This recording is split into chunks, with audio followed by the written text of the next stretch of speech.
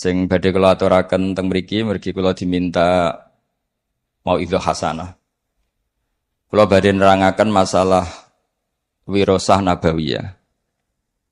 Didawaken dening para ulama, setiap kata waris di Quran untuk ahlul khairi, maka maknanya itu wirasah ilmiah. Misalipun wonten ayat wa waritha Sulaiman Dawud wa qala ya Yuhannas 'allimna mantiqat thairi wa utina min kulli syai'. Sulaiman mewarisi Dawud, maknanya fil ilm. Begitu juga ketika Nabi Zakaria donga fahabli min ladunka waliya yarithuni wa yarithu min ali Yaqub. Saya kasih turunan ya Allah yang bisa mewarisi saya dan mewarisi keluarga besar Yakub. Fil ilmi, dalam urusan ilmu. Sehingga kula sangat berharap dan insya Allah mesti kabul zuriyah saking umumipun Mbah Sambu, khususipun saking Mbah Dawi. Sedanten maris saking Mbah Dawi itu fil ilmi. Cek ilmu tasawufe, cek ilmu fikih, cek ilmu politike. Pokoknya sementing niku ilmu. Karena sakniki kathah tiyang nganggep waris niku namung waris maliyah utawi waris-waris kebesaran. Kula sangat emut. Kula ini termasuk pendokumen fikih-fikihipun Mbah Dawi karena selain beliau pernah mbah saya juga saya murid Mbah Maimun, Mbah Mun yang sering cerita tentang fikihnya Mbah Dawi, Mbah Maksum dan fikih-fikihnya Mbah Muhaimin. Sehingga kula gadah data-data fikih yang valid ingkang saged kula aturaken teng mriki. Kenapa saya cerita ini? Karena niki wonten Leaska ingkang bin Akhfas bin Hamid bin Bedawi saterusipun dugi Mbah Sambu. Semua niku gadah khazanah fikih sesuai zaman masing-masing. Kula tesemut Abul Hasan Asyadzili ngendikan api-api ibadah sirri, ibadah sing ora ketok. Tapi masalahnya ahlul ma'asi adharu ma'asiyahum. Orang-orang maksiat itu, kalau maksiat itu di depan umum, ngedeng. Maka kata beliau, fa'alinu ya ahla ta'at ta'atikum. Maka kalian yang ta'at harus menampakkan ketaatan kalian. Ini penting kalau aturaken, kalau sering guyon teng pundi-pundi. Kalau banyak TKI ke Jepang, ke Korea, atau ke Taiwan, itu mereka tahu penyalurnya karena ditulis. Penyalur tenaga kerja ke Korea, ke Jepang, ke Taiwan. Dan mereka berbondong-bondong ke sana. Harusnya santri-santri alumni Al-Wahdah juga ditulis saja. Penyalur kebaikan, konsultan pondok Al-Wahdah. Tulis saja, ahli Fathul Qorib, kelas medium. Nanti kalau bab yang nggak bisa tulis saja, maaf hanya bisa bab sholat. Sehingga nanti orang yang mau konsultasi itu tahu tempatnya. Selama ini orang-orang soleh itu terlalu sopan sehingga tidak diketahui.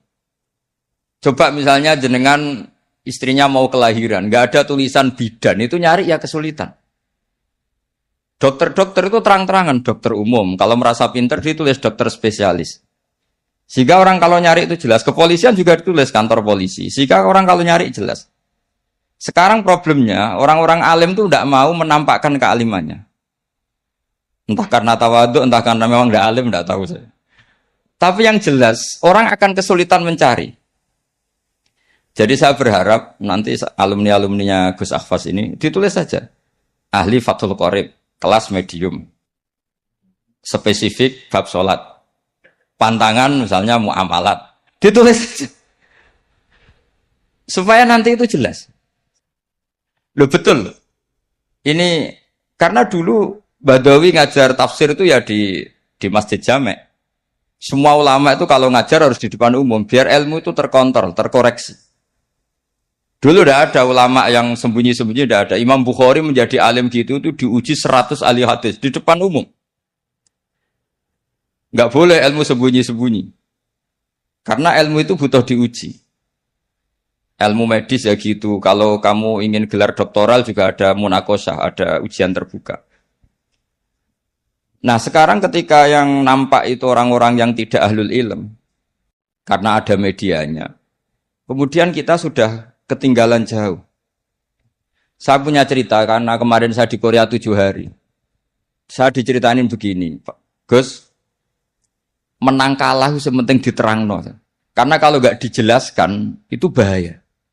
Singkat cerita ada cerita begini. Jadi orang Korea itu kalau ada orang mau sholat dan majikannya baik itu ditawarin gini, apa saya belikan patung? Karena mereka tidak bayangkan satu ibadah kok tidak ada apa patungnya. Itu saya punya teman termasuk jajaran orang Garuda. Itu sholat di mall. Ya di mall di Korea. Itu security langsung nelpon polisi. Pak polisi di sini ada ritual teroris. Ya. Jadi kalau namain sholat itu ritual teroris. Pertanyaannya adalah sejauh mana kita punya media untuk menjelaskan ini sholat, ini zakat, ini haji. Sehingga tadi malam saya masih ngajar di Pondok Sidogiri, saya cerita, kalau orang bisa ke Korea karena tulisan penyalur tenaga Korea, kenapa santri-santri tidak menulis saja? Penyalur santri ke Al-Wahdah, penyalur santri ke Sarang. Setidaknya kita jadi media. Kita sekarang kesulitan, nyari kitab ahli sunnah di kota itu kesulitan. Yang ada ya kitab-kitab Tahqiqan Albani, kitab-kitab kubu mereka. Dari kesulitan itu akhirnya yang dibaca ya mereka, yang diterjemah ya mereka, yang dikaji ya mereka. Dan ketika kita mendebat mereka, kita sudah ketinggalan zaman karena itu sudah terpatri. Misalnya masalah tahlilan, itu mereka kalau nulis begini, enak ya jadi GNO itu. Ada orang mati, datang, makan-makan, rokokan, pulang dapat sangu. Sehingga image-nya GNO itu buruk. Jadi biasanya yang bisa balas ya yang sama-sama cangkem elek. Makanya saya ini pendukung gerakan cangkem elek. Tapi jangan yang kiai-kiai yang gitu, biar yang mereka saja. Terus mereka yang jawab nulis, kamu rela ibu kamu, mbah kamu mati, terus dibuang kayak kucing, gak ada yang doain. Karena di debat pakai logika sudah tidak bisa. Kemarin saya kedatangan tamu dari Jakarta cerita, salaman habis sholat itu ada dalilnya enggak? Itu debat di Jakarta enggak pernah menang dia. Pakai logika sehat enggak pernah menang. Akhirnya bisa menang karena apa?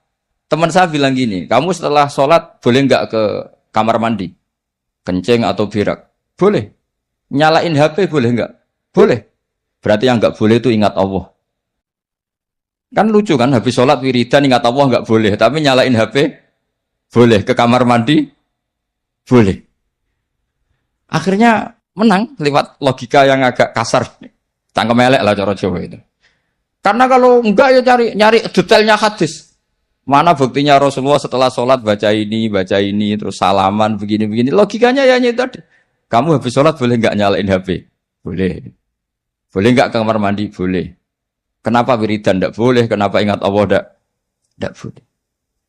Nah, lagi-lagi ini menyangkut media. Sekali yang masuk itu pikiran mereka, kita akan memasuki dengan pikiran kita juga kesulitan. Ini yang kita paling khawatirkan, kita semua ini tidak melakukan perintah Rasulullah SAW, yaitu ada hadis idza zuharatil fitan wal bid'u falyudhiril alim ilmahu wa illa fa'alaihi la'natullah wal malaikati wan nasi ajmain. Ketika bid'ah sudah banyak, sudah sangat-sangat muncul, maka semua orang alim harus menampakkan kealimannya. Kalau tidak, maka kena laknatullah wal malaikati wan nasi ajmain. Karena tadi coba, konsultan apa saja di kota itu ada. Yang belum ada itu konsultan Fathul Qorib. Sampai cari di kota apa, mulai tukang gigi, dokter gigi, apa saja ada. Kecuali tulisan konsultan Fathul Qorib. Jadi harusnya ditulis saja konsultan Mizan Kubro. Kalau alumni Al-Wahdah, konsultan fikihnya Mbah Bedowi. Konsultan Thariqah Syadziliyah. Menurut saya itu bagus. Setidaknya orang yang seneng itu mau tanya, yang hasud neliti, enggak masalah. Saya yang dikatakan orang alim seneng itu bukan karena apa-apa. Yang seneng ingin niru alim, yang hasud takjak kompetisi. Ben seru. Sehingga dua-duanya baik menurut saya. Karena tadi, yang seneng biar niru, yang hasud dijak nopo kompetisi. Tak suruh baca di depan saya. Ini penting saya utarakan karena sekarang itu Masya Allah betul. Saya termasuk orang yang apa ya, bangga lah, bangga dengan tradisi Lasem. Karena hubungan dzurriyyah tadi, dzurriyyatan ba'duha min ba'd itu kental sekali. Kenapa saya bangga? Karena Mbah Mun juga gitu. Mbah Mun tuh bangga betul dengan mbah-mbahnya, dengan leluhurnya. Saya pernah ditanya sama seorang alim, Gus, apa dalilnya orang tasyarruf bisyarofil ansab? Orang bangga dengan nasabnya. Saya bilang, ayatnya adalah wattaba'tu millata abai Ibrahim wa Ishaq wa Yaqub. Nabi Yakub, Nabi Ibrahim, Nabi Ishak itu adalah leluhurnya Nabi Yusuf. Sebetulnya beragama Islam itu ya berdasar agama Islam itu agama yang benar. Tapi kata Nabi Yusuf, wattaba'tu millata abai, saya mengikuti cara beragama mbah-mbah saya. Yaitu beliau menghitung mulai Ibrahim, Ishak, Yakub. Karena Yusuf bin Yakub bin Ishak bin Ibrahim. Nah, kenapa niru agama ini harus ada masternya? Saya ngaji di Jogja, padahal Jogja itu kota yang jarang menerima wasilah. Saya bilang begini, saya masih ingat betul dawuh Mbah Mun itu. Pangeran itu ora mangan ra ngombe. Pangeran itu la yakul wala yasrob wala yanam dan seterusnya. Sehingga kebaikan itu tidak bisa niru Allah karena Allah ini qadim. Allah itu enggak tertirukan karena Allah itu mukhalafatul hawadis. Yang bisa ditiru, yang bisa ditiru itu ya makhluk. Sehingga Allah dawuh ihdinas siratal mustaqim, bukan sirotoka tapi siratal ladzina an'amta alaihim. Jalannya mereka yang telah engkau beri nikmat. Jadi kita niru Mbah Hamid, niru Mbah Bedawi, niru Mbah Abdul Aziz sampai Mbah Sambu sampai Syarif Hidayatullah sampai Sunan Bonang dan seterusnya. Nah, tapi orang-orang kota itu maunya itu ibadah sendiri, baca hadis terus membayangkan maknanya demikian dipraktekkan tanpa guru.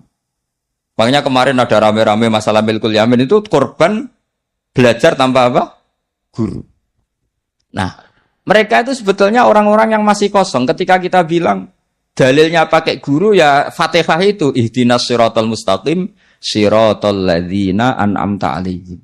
Jalannya mereka yang telah engkau beri nikmat. Nah, karena kalimatnya adalah an'amta yang telah engkau, maka kemungkinan terbaik memang niru orang yang sudah meninggal. Karena terbukti husnul khotimah tidak terkontaminasi macam-macam. Tapi kalau niru yang masih hidup itu kan nggak ada jaminan nanti stabil ndak. Karena ya manusia itu harus setelah terkenal terus setelah punya jabatan mungkin agak-agak rubah ya macam-macam. Jadi ini penting saya utarakan Kak. Sehingga sebetulnya Islam kota, saya ini merasakan dakwah di Islam kota. Itu ketika kita punya dalil ya tadi, dalilnya wasilah apa, dalilnya mengikuti guru apa. Sementara ini kan santri-santri hanya punya dalil, mengikuti guru dalilnya taklim muta'alim. Mereka dari awal anti taklim muta'alim, mereka tidak respect. Karena mereka orang-orang yang ya agak-agak liberal. Tapi ketika saya jelaskan dalilnya ikut guru sampai sanad ila Rasulillah adalah apa? Ihdinas siratal mustaqim siratal ladzina an'amta alaihim. Mengikuti jalan mereka yang telah engkau beri nikmat. Mereka menerima. Karena tidak mungkin kita niru cara makannya Allah. Allah tidak makan. Kita niru guru-guru kita bahwa makan niatnya at-taqawi alal ibadah, niat supaya kuat ibadah. Kita nikah, niru para nikahnya orang soleh supaya ditaksiri ummati Muhammadin sallallahu alaihi wasallam untuk memperbanyak umatnya Rasulullah sehingga banyak orang alim. Coba zuriyahnya Badawi saja berapa yang alim? Ada Gus Naji, ada macam-macam. Zuriyahnya Mbah Umar, ada Pak Hamid Pasuruan, macam-macam. Sehingga kita nikah ngikuti ulama-ulama dulu. Ini murni litaksiri ummati Rasulillah. Litaksiri sajidin, litaksiri roki'in, litaksiri da'ina ilallah. Sehingga kita ngikuti. Makanya terus kita ekstrim sekali punya kaidah man ta'allama bila syaihin fasayhuhu setan. Orang belajar tanpa guru, gurunya setan. Dan sekarang terbukti banyak penulisan-penulisan yang enggak karu-karuan karena pasti usul-usulnya itu ngaji tanpa guru. Makanya dulu Mbah Hamid Bedawi itu masyhur. Semoga ini enggak ditiru Gus Akhfas. Ini kebaikan tapi enggak perlu ditiru karena zaman era itu memang masih lazim. Kalau ada orang kuliah kok tentang keislaman itu kata Pak Hamid, "Ji, anak sekolah ning ndi?" Teng ITB, Mbah. Ya sadok ning ITB paling otak-atik sekrup. Tapi nak ning kono otak-atik agama. Jadi beliau itu lucu. Jadi kalau orang nasional itu malah beliau seneng kalau kuliah di listrik, di mesin karena yang diotak-atik hanya skrup gitu. Tapi kalau orang-orang kebanyakan kok kuliah di yang berbau agama itu nggak boleh karena takut yang udah diotak-atik itu agama. Itu menurut saya satu kearifan, tapi Gus Hafaz jangan niru itu, nanti orang banyak salah paham karena eranya berbeda. Tapi itu menurut saya itu satu kearifan, betapa arifnya guru-guru kita, mbah-mbah kita. Agama ini satu kebaikan, tapi tetap saja yang ngelola harus orang-orang yang kredibel. Kalau ndak ya ndak karu-karuan. Saya ini termasuk tim tafsir. Itu paling kesulitan itu nafsirkan ayat-ayat yang menjadi jargon mereka, karena secara zahir maknanya itu menguntungkan mereka. Saya ulang lagi, karena secara zahir itu maknanya menguntungkan mereka. Sehingga saya dulu ketika ditawarin jadi tim tafsir di UII, saya bilang, saya mau asal fikihnya diserahkan saya. Berapa persen Pak? Ya 100%, kalau enggak saya tidak mau. Kenapa demikian? Sekarang itu ada kelompok tekstualis. Sehingga yang enggak ada di Quran ya halal. Misalnya Quran enggak mengharamkan tikus, Mas. Ya tikus berarti halal. Jadi yang enggak ada di Quran ya halal, kan kacau. Saya sering bilang ke mereka, enggak ada apa enggak tahu. Kalau enggak ada ya beda kalau sama dengan enggak tahu. Mereka itu kalau ngitung jumlah yang halal itu hanya pakai ayat qul ajidu fima uhiya ilayya muharraman ala ta'imi yatamu sak terus itu. Tentu pengecualiannya hanya 3. Hanya lahmal khinzir dan seterusnya itu 3 itu tok. Tapi mereka tidak hafal bahwa di antara aturan umum Quran itu adalah wa yuharrimu alaihimul khobais. Dan di antara ciri utama Rasulullah Muhammad adalah mengharamkan semua yang menjijikkan. Jadi tikus itu kira-kira kamu jijik enggak? Kotoran manusia jijik enggak? Kencing manusia itu jijik enggak? Ini sesuatu yang pasti haram karena termasuk apa? Al-khobais. Terus begini contoh dalam fikih lagi. Ini contoh terakhir, teman tenang saja. Habis ini karena saya dipesan sambil nunggu Habib Anis ini. Orang menikahi mbaknya sekaligus nikahi adiknya kan tidak boleh. Al-jam'u bainal ukhtain. Jadi istri kamu pertama mbaknya sekaligus nikahi adiknya fi nikahin wahid dalam nikah satu itu tidak boleh. Dan itu Quran hanya membicarakan itu wa antasma'u bainal ukhtaini. Di antara yang dilarang adalah menikahi mbak sama adiknya bersamaan. Andaikan itu diterjemah bebas, maka terus nanti ada ayat di berikutnya wa ukhillalakum ma wara'a dzalikum. Selain itu halal semua. Kan enggak kebayang misalnya orang menikahi perempuan dan budenya. Orang menikahi perempuan dan mbahnya. Dengan alasan itu di Quran enggak ada. Maka saya berkali-kali bilang, saya mau ikut tim tafsir asal fikihnya saya. Akhirnya ya saya terjemah wa antasma'u bainal ukhtain dan tidak boleh mengumpulkan mbak dan adiknya. Saya tambahi sendiri dalam kurung juga perempuan dan budenya, juga perempuan dan buliknya, juga perempuan dan mbahnya, atau semua perempuan yang punya hubungan mahram. Harus ditambahi seperti itu. Karena dalam ilmu balaghah wa antasma'u bainal ukhtain adalah zikrul ba'di wa iradatil kul, menyebut sebagian. Jadi contoh haram adalah mengawini mbak dan adiknya. Itu hanya contoh saja, sebetulnya termasuk mengawini perempuan dan budenya, mengawini perempuan dan buliknya, perempuan dan mbahnya. Nah, cuma pikirannya Quran kan begini, yang potensi orang syahwat itu kan mbak sama adiknya, sama-sama cantik masih muda. Kan gak kebayang misalnya Sri itu umur 17 tahun, kamu kawini bersama mbahnya yang umur 70 tahun. Maka Quran tidak perlu melarang. Ini kalau asal orang waras kan nggak kebayang nikahin cucu dan mbahnya. Sehingga Quran tidak perlu melarang itu karena pasti orang waras itu tidak akan melakukan. Jadi yang diperingatkan tuh jangan nikahi mbak dan adiknya karena potensi sama-sama masih cantik. Tapi kalimat ini pun, ini penghormatan saya kepada Mbah Bedawi, pada keluarga ahlul ilmi. Kalimat ini pun maknanya hanya seperti itu. Maka Rasulullah ketika ayat itu turun langsung ngendikan ditambahi wala bainal mar'ati wa ammatiha wala bainal mar'ati wa kholatiha. Begitu juga enggak boleh nikahi perempuan dan buliknya, perempuan dan budinya. Terus oleh ulama fikih ditambahi lebih umum. Dua perempuan yang andekan yang satu lelaki itu tidak boleh nikah, maka dua perempuan ini tidak boleh dikumpulkan tahta rajulin wahid, di bawah satu laki. Berarti memasukkan perempuan dan mbahnya, perempuan dan saudara rodoknya, perempuan dan saudara musoharohnya. Nah, sekarang bayangkan misalnya orang hanya baca Quran. Yang haram itu hanya nikahi perempuan dan adiknya. Atau perempuan dan mbaknya. Wa antasma'u binal ukhten. Tapi kalau perempuan cantik, budenya cantik, nggak apa-apa lah bersamaan. Kan tidak ada di Quran. Itu bisa celaka kalau seperti itu. Dan makanya saya berharap Pondok Al-Wahdah mengkader gimana supaya semua mufassir itu faqih. Jangan karena dia belajar lughat, misalnya sekolah kuliah adab, kemudian dia menekuni tafsir hanya berdasar dia punya otoritatif di dalam ilmu adab atau ilmu balaghah, ilmu sastra Arab. Itu bahaya betul. Makanya saya ini kampanye sebesar-besarnya supaya penafsir Quran itu syarat utamanya itu tahu fikih. Karena yang pokok dalam Quran itu fikih.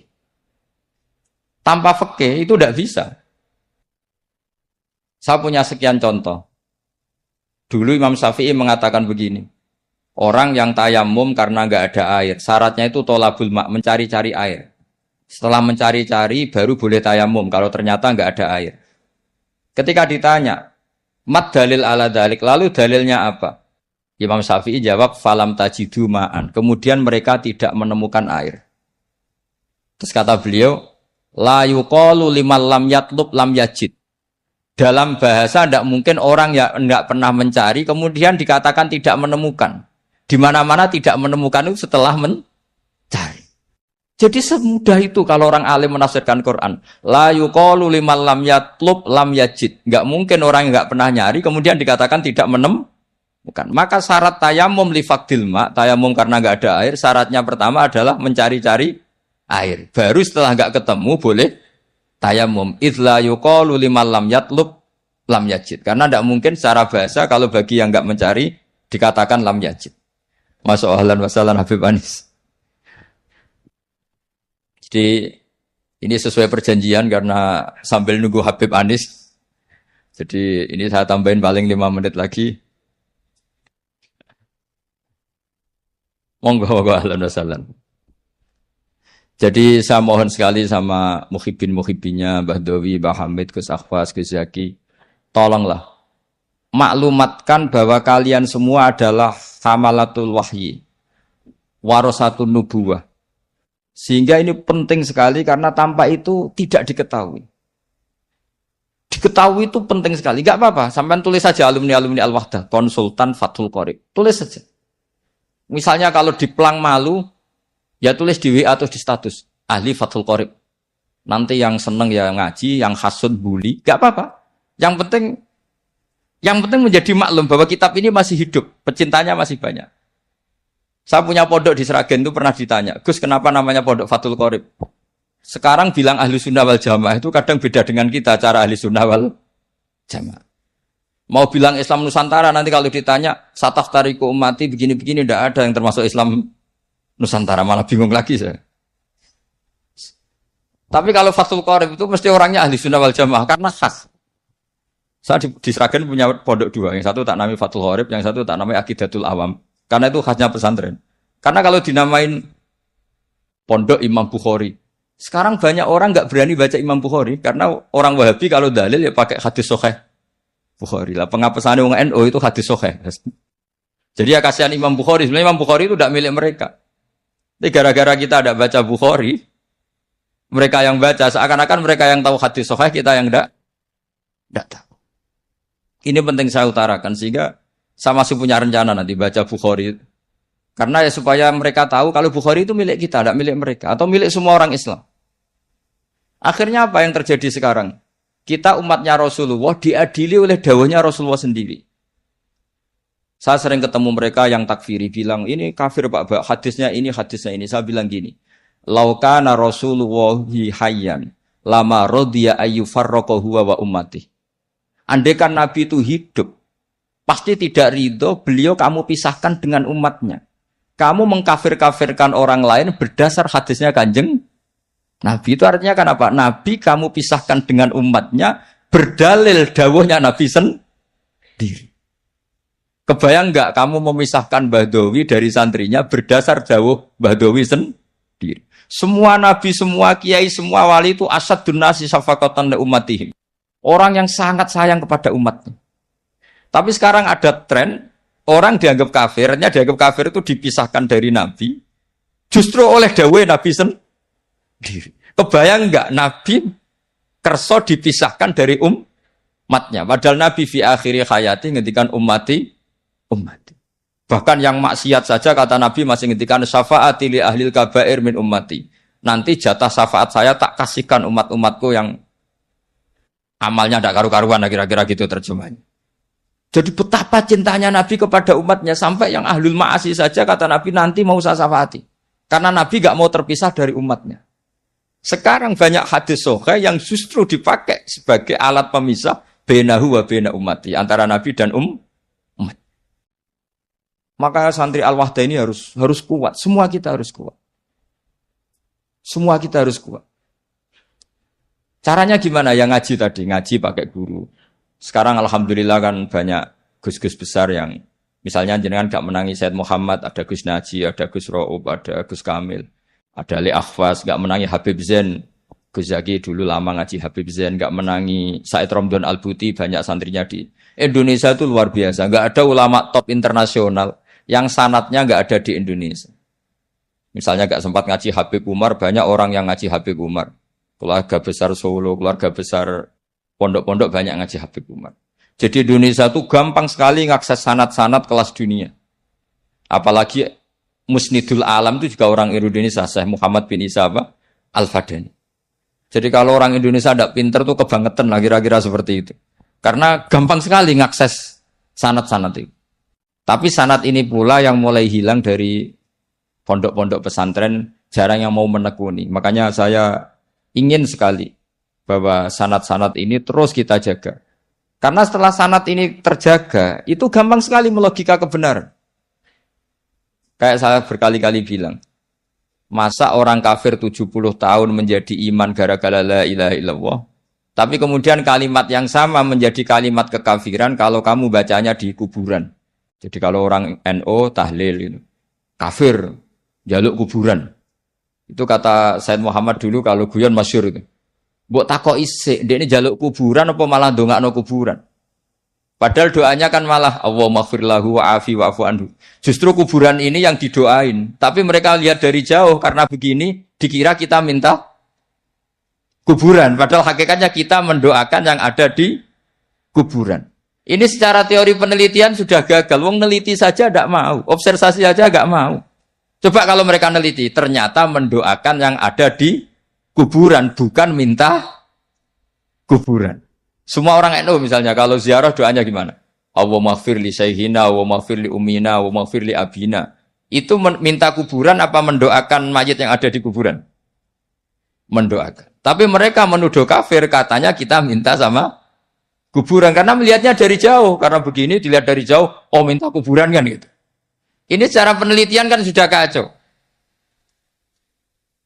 Dan makanya saya minta sekali tradisikan tahqiq dan sanad-sanad yang mudah kita dapat, semoga diakses, dimuasalah secara baik, disambung secara baik.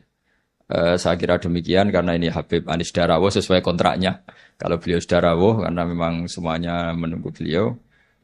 Saya mohon maaf atas semua kesalahan dan saya derek senang atas walimatul khitan ini karena ini ajang silaturahim, ajang sambung keluarga, baik keluarga secara nasab maupun keluarga secara sebab yaitu para santri dan para muhibbin.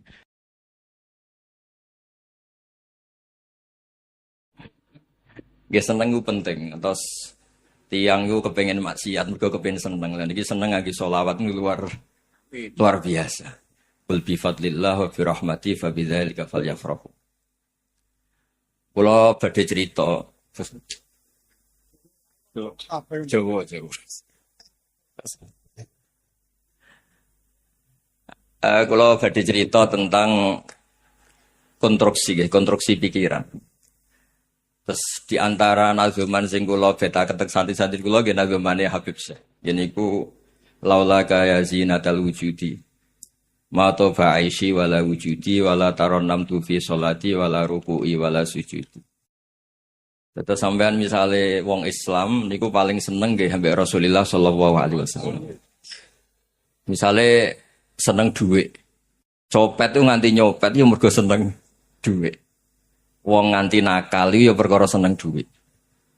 Terus Kanjeng Nabi terus ngajari ben ana bedane wong saleh ambek wong dolim. Niku wong saleh kan seneng sujud, seneng pangeran. Mergi nak sampean misalnya kiai kok muni dhuwit iku penting. Niku ilmune padha mek ilmune tiang-tiang nakal ditakoki dhuwit nggih muni penting. Tapi nak muni sujud iku penting, tahajud iku penting, nak mboten tiang saleh mboten saged. Tapi supaya orang asik dengan sujud niku dilatih. Wala taron nam tu fi sholati. Salat itu kudu indah, kudu nyaman. Sehingga kula bangga, seneng sangat kalian cerita sing masyhur mutawatir. Abaipun Habib Syekh niku kabundut pas sujud. Beliau sering kula nderekaken pengajian beliau ketika cerita abaipun dituntun Habib Abu Bakar As-Segaf kutub sing manggen teng Gresik. Betapa umat Islam niku banggane ke kalian sujud. Pergi wong nak mun sujud niku mlebu neraka ketok ora pantes. Misale ya ayyuhas sajid, he wong sing sujud, silahkan masuk neraka ketok kok gadok. Wong wis apa meneh sing kabundute napa? Sujud. Sehingga saking pentingnya sujud, Sayyidina Umar radhiyallahu anhu niku ditusuk kalian Abu Lu'lu' al-Majusi. Niku pertama yang ditanyakan, yang bunuh saya siapa? Abu Lu'lu' al-Majusi. Lalu niku pertama komentari Sayyidina Umar napa? Alhamdulillah, alladzi lam yaj'al maniyati biyadi rajulin lam yasjud lillahi sajdatan yuhajuni biha yaumal qiyamah. Aku mbek sing mateni aku mesti mangkel, jenenge dipateni mesti mangkel. Kebenaran sing mateni ra tau sujud. Umpama tau sujud, aku masukno ndek nang bun neraka iku sungkan mbek pangeran. Piye-piye dekne berhak mlebu swarga mergo nate napa? Sujud. Jadi ribet nak musuh tiang podo Islam ini.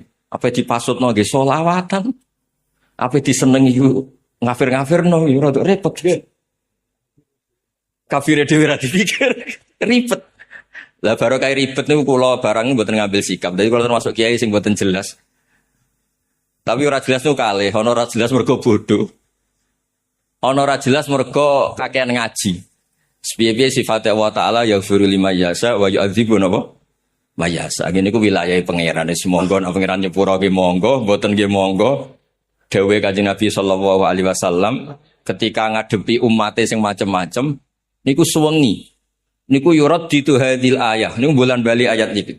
Intu adzibhum fa innahum ibad. Jenengan siksa nggih niku kawulane jenengan wa in taghfir lahum fa innaka antal azizul hakim. Jadi ada wilayah-wilayah yang banyak orang alim itu tidak ngambil sikap. Itu bukan karena enggak tegas. Itu wilayah Allah Subhanahu wa ta'ala. Nggih wau. Ape darani mesti salah ya salah tenan wong kok penggaweane ngorek salah wong. Ya salah tenan wong rasane ya dosa tenan. Ape darane mesti dosa, ngono iku bar yo maca kafaratul majlis. Bar yo ndonga Rabbi firli wali walidayya wali jamil mukminina wal mukminat. Lah kita ndak pernah tahu sing ditampa iku dongane apa hasute ora pernah ngerti. Nggih pun wis mendel mawon nang ngadepi macem-macem. Terus baru kaya ngaji kita niku ngertos napa sing dadi sifate Allah Subhanahu wa ta'ala.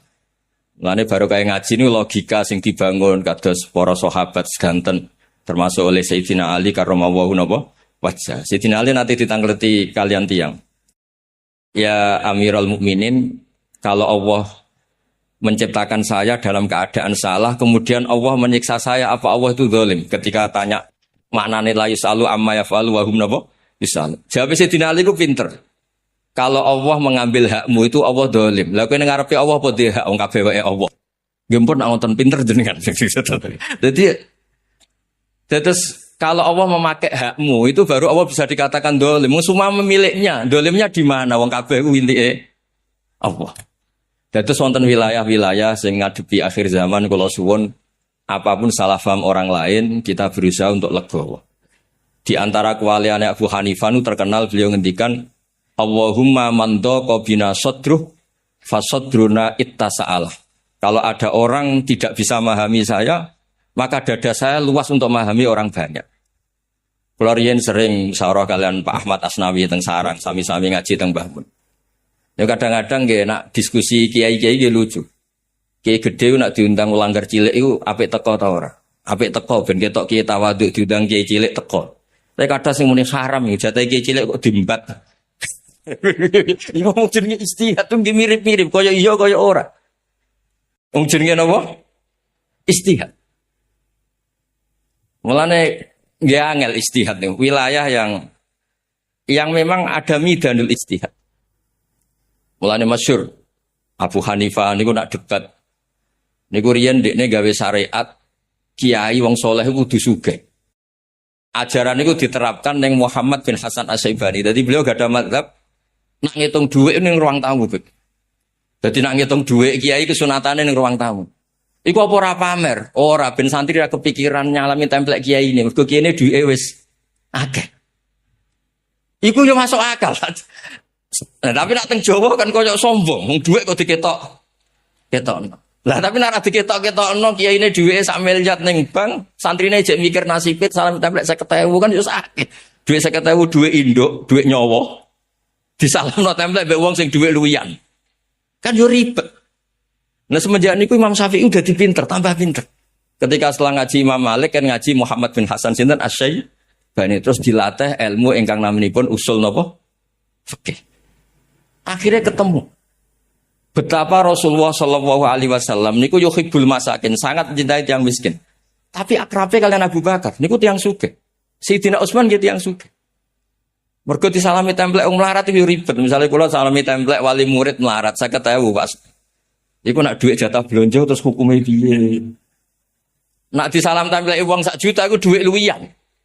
Sampean niki duit jatah susune anake disalamno template. Sampean kira-kira rodok dolim mau setengah dolim. Ditolak iku oleh wong melarat kok ditolak koyo sombong. Ditampa iku duit nyawa. Nah, mulane sampean ana kiai kancane ana sugih ya aja suudzon. Gremeng sithik-sithik lah tapi aja suudzon. Niku yo ana ilmu. Waktu itu kalau cerita ilmu mawar, betul cerita ilmu mawar. Terus kita akhirnya tahu kenapa Rasulullah menerima harta sumbanganipun Abu Bakar radhiyallahu anhu saking Sidina Utsman. Tapi Nabi juga nerima dari orang-orang miskin sebagai bukti mahabbah Rasulullah sallallahu alaihi wasallam. Niku namine istihad. Nggih kata wali wis ditakoki, nek ning swarga ben roh pangeran gak aja. Lho kena opo? Unazzihu dzalikal jamal an-nadhri misli. Ben pangeran tetap terhormat. Wong sak aku wae kok roh pangeran. Gampangane iku aber-aberi. Nggih banyak sahabat sekali kowe roh wajah Kanjeng Nabi gak roh. Tapi sampean sahabat saking haibahe Kanjeng Nabi, saking takzimune Kanjeng Nabi, aku ora tau delok wajah Kanjeng nggih kathah. Tapi ora krana benci, krana takzim. Nggih kathah sing delok detail. Wong delok wajah Nabi ku ibadah sing luar biasa. Terus niki cerita-cerita istihad sing akhirnya Islam sampai sebegini besar niku barokah napa? Istihad. Nggih wonten kiai sing model kados kula macak Jawa ben sing maca selawatan niku ketunan putih maca selawatan, ketunan ireng maca selawatan. Nek selawatan ketunan putih tok, mesti sing ireng ora tau selawatan kan ya ribet.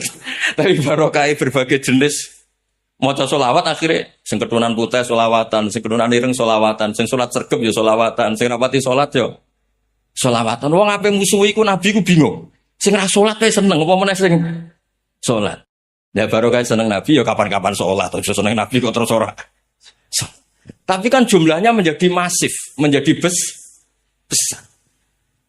Lane dawuh Mbah Mun sering dawuh teng kula, aja geman meni Islam KTP, dosa kok meni Islam KTP. Baru kaya wong Islam PD iku mergo jumlahe mayoritas. Iku kudu gelem ra gelem ngitung Islam napa? KTP. Nak gak dihitung kita minoritas. Misalnya ngitung Islam sing sholat tok, sing sregep tok, sing ra tau maksiat tok. Iku jumlahnya 0, sekian persen. Ruwet. Terus kula cerita niki cerita sing ringan-ringan. Terakhir wow pancen penting nih wayahe mangan nggih Islam sing gampang. Kula setuju mek Habib saya, wae Islam wis mangan bareng wis. Wong Nabi nate takut ayat Islam yo khairon ya Rasulullah. Jawabe amut to amo kaya Islam wis mangan-mangan. Kula nggih nate mikir. Orang sepinter Rasulullah kok jawab Islam trimo itamu to am. Sausé kula pikir nggih masuk akal. Ana kiai saleh. Nek ana wong dolan ra tau dikeki mangan. Ana wong fasik lomo men ngekeki mangan. Kira-kira can nom-nom yo ngetemi ning wong ra saleh iku. Dadi itamu to am solusi, ben wong saleh iku menarik. Misalnya Nabi dawuh tasaddaqu wala bital qati wajin. Sing saleh merengut terus, sing ra saleh senyum. Akhire komunitasnya akeh sing mboten saleh. Iki kados nasibe sampean mbek bojo. Neng omah ngopi wonge merengut, neng warung kopi senyum. Ya akhirnya langsung paham. Paham. Les pokok kira-kira ngoten. Jadi tasaddaku wala vital qati wajib itu solusi supaya Islam itu menarik. Pokoknya bener Habib saya, pokoknya acara sholawatan ini 9:30 mandu, ya mangan. Nggih Mas Fatah guys, pokoknya ini acarane mangan. Sampai ada pokoknya mulai untuk dongo, nak tepak ya untuk berkat. Angsal. Dengan kali closing gara. Dengan kali closing gara. Yes. Nggih ngoten mawon nggih, pokoke sing seneng kul bi fadlillah wa bi rahmati fa bidzalika napa falyafrahu. Wis pokoke sing seneng walana busyra bi sa'din mustamirin laisa yanfat haitsu utina atoan jama'al fakhrul abbas. Kita iku seneng duwe nabi sing luar biasa. Pokoke dawuh Sahibul Burdah lama da'awu da'ina li taati bi akrami rusli kunna akramal umami. Kalau nabi ini nabi ketua, umatnya ya umat ketua. Terus pokoknya digawe gampang nggih kula suwun Islam dikelola secara seneng. Piye-piye nganti wong maksiat berpaling pada yang lain mergo kurang napa? Seneng. Lane Nabi ngendikan wa qurratu aini fis salat. Arifna ya Bilal, arifna ya Bilal. Nabi nak sumpek ilinge ku salat. Jadi salat kudu asik, kudu enjen. Nak asike kudu cepet lah, sempetnya asik. Ibnu Abbas nak salat cepet. Ditakoki, kenapa engkau kok sholatnya cepat? Ubadiru wasa isa syaitan. Setan toto-toto penoto aku, ape godo aku, jebule sholatku wis bar. Madhab ngono iku ya ono wong. Ya rada ruwet, madhab kula rada ruwet, tapi duwe dalil. Ya macam lho Nabi ini nate, Mu'ad bin Jabal itu sholat suwi. Makmume gremeng mergo ape ngurusi sapine. Bareng lapor Nabi sing dibendero sing gremeng. Mboten sing macane suwi, ya pokoknya bangsa kula ngriwatno sing ngoten-ngoten bib sing gampang-gampang. Cocok. Terus penting aku seneng salat ku mboten prop. Mboten apa prop? Nabi nate sujud. Niku ditumpaki Sayyid Hasan, Sayyid Husain. Niku dibarno suwi. Mboten nyentak. Putune Nabi ono salat kok digodolanan mboten. Andai kan Nabi nyentak Sayyid Hasan, Sayyid Husain, maka salat dianggap problem. Gara-gara mbah salat aku disentak. Jika salat problem bagi anak, Nabi mendel. Sehingga kita harus melatih sholat itu nggak boleh jadi problem bagi keluarga kita, bagi anak kita, bagi komunitas kita. Sehingga wong ape makmum ora wedi. Nah misalnya karena di waktu mau 5 menit, sing imami Baqarah, waduh, bar. Tapi nak sing imami main kulhu kan, paling kulhu. Imam bangsa ngene iki mesti kulhu. Lho ngoten hadise nggih kathah, wonten imam main kulhu, Mam. Akhirnya makmum matur, ya Rasulullah niku nak ngimami main kulhu mawon. Ditakoki ben Nabi, kenapa kowe maca kulhu terus? Mergo niku sifatur rahman niku namung nerangno Allah, mboten nerangno politik, mboten nerangno dhuwit, mboten nerangno kepentingan pribadi. Kabeh namung nerangno Allah. Aku berarti kadani Jibril dawuh Allah seneng kowe mergo kowe seneng kulhu. Ya hadise wong Jawa sing bangsa ngono-ngono iku wae wis ngono. Mboten iki pancen makom kula makom ngoten, nek wonten makom sing luwih sempurna maca surat Qaf nak Jumat, maca surat Munafikun nggih monggo. Niku sadhuwure kula kan. Sing ngomong ampun kula, mungkin nak sing ngomong kula mungkin sampean komplain ribet. Kula ndek kanca latihan ngiyai bek. Salat Id khutbah cerita. Wong sing poso Ramadan sumaat ba'ahu sitan min Syawal, faka nama somat dahron apa? Kula. Bareng tanggal 2 kancane dolan ndekne rokokan. Ana wong tuwek wis poso. Ah semane mbah aku wis kadung poso jebule jenengan gak poso. Semenjak iku ndekne kuwapok dalil sumaat ba'ahu sitan min Syawal, mergo tanggal 2 wonten wong sepuh lugu poso. Jebule kiai sing dalil wau ora poso. Bar kejadian ini langsung sowan teng kula pas nek dolan. Wis Gus jogeman dalil perkara sing ra iso nglakoni. Mulane kula dalil nggih sing ringan-ringan. Ape dalil sing berat-berat jebule boten saged napa? Ngapa? Tapi saya pastikan Islam niku gampang. Wong pangeran takok Nabi Musa, "Wa ma tilka biyaminika ya Musa, sak kowe rene iku nggawa apa?" Betul tongkat Gusti. Lah mbok go apa? Nggih, tinggi macam-macam atawakka awaliha wa ahusyu biha ala ghanami waliya fiha ma'rifun apa? Ukhra. Dadi ringan. Niku pangeran. Pangeran Rabbul Alamin ngendikan mbek kalimu wae. Ngene Nabi Musa ngendikane nggih ringan-ringan. Mboten kok sakit dadi nabi ku reputasimu piye? Sing wis Islam piro? Yo sakit. Ketemu pangeran sing dredeg malah ditakoki. Misalnya kula ketemu Habib Sesowan terus takoki, "Gus dadi kiai sing wis mbok alimno piro?" Nggih pusing kula. Nek ditakoki, "Rembang wae apa?" Kan gampang jawab. waya terasi beb. Kan ringan. Terus lo coba pangeran namun tangkok wama tilka biyaminika ya Musa. Kanjeng Nabi nak ketemu Umar dulure Anas. Ya Umar ma fa'alan nughair. Umar gak ada manuk, duka manuk nopo lah diterjemah nopo lah, terjemah bedet ya nopo kok ning Arab ra ono bedet malah tukaran tok ribet. Tapi berhubung cacile tak ya Umar ma fa'alan makna nasibe manuk piye wingi lara saiki piye. Geringan. Sehingga kados wau Habib Syekh cerita sing penting kok setengah 10 wis mangan niku mboten guyon. Mergo Nabi nate tiyang ketik ayul islami khairun ya Rasulullah itamut to amfala katahamal aqobah wa ma adraka napa mal aqobah fakku raqobah au itamun fi yaumin dimasuba. Jadi solusi Islam iki kok umume wong. Umume mangan-mangan ya mangan-mangan, umume ngopi-ngopi. Sehingga Islam ini tidak problem bagi publik. Ya Islam ini enggak boleh jadi problem bagi napa? Publik. Umumnya wong seneng selawatan ya selawatan. Ya sing rame sing gambyak aja mbok hayati terus nangis. Malah wong bingung mikir utang ta apa. Kan kok ketoke ora pantes nek sampean nangis eling Kanjeng Nabi ketoke ora pantes. Terus pokoke seneng ngoten. Wis niki sampean setuju apa mboten pokoke terserah niki pokoke sementing seneng. Mugi-mugi barokah Habib Syekh tambah hari tambah napa? Seneng. Wassalamualaikum warahmatullahi wabarakatuh.